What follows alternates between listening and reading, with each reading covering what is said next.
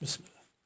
Il est aussi beau que je le pense, ou je suis aveuglé par ma fierté de mère, demanda Cindy, les yeux rivés sur le petit être niché au creux de ses bras. C'est le plus beau bébé que j'ai jamais vu, dit Nathan, assis sur le lit à côté d'elle. Alexander Elliot Steele. Cindy n'aurait pas cru pouvoir être plus heureuse que le jour où Nathan et elle avaient officialisé leur union à la chapelle de l'hôpital. Et pourtant, l'arrivée de leur bébé parachever la perfection de leur bonheur.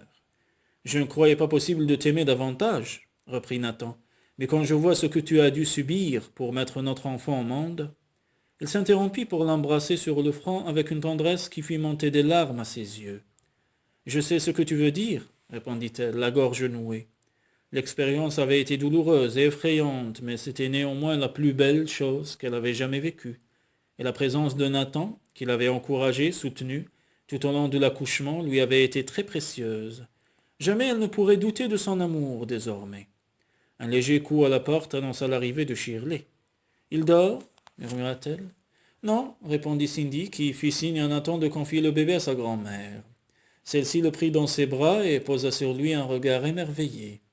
Il te ressemble tellement, dit-elle en levant les yeux vers son fils. C'est un portrait craché à ta naissance. Comment peux-tu t'en souvenir répliqua Nathan sceptique.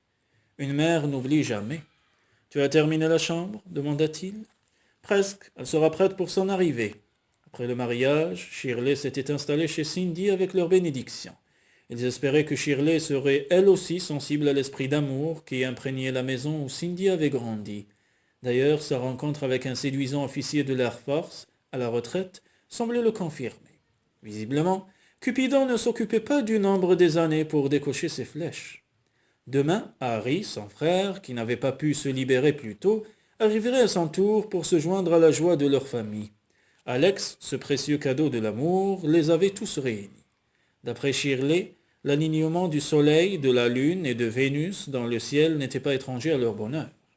Une chose était certaine, en tout cas, leur bonne étoile veillait sur eux, et pour très très longtemps.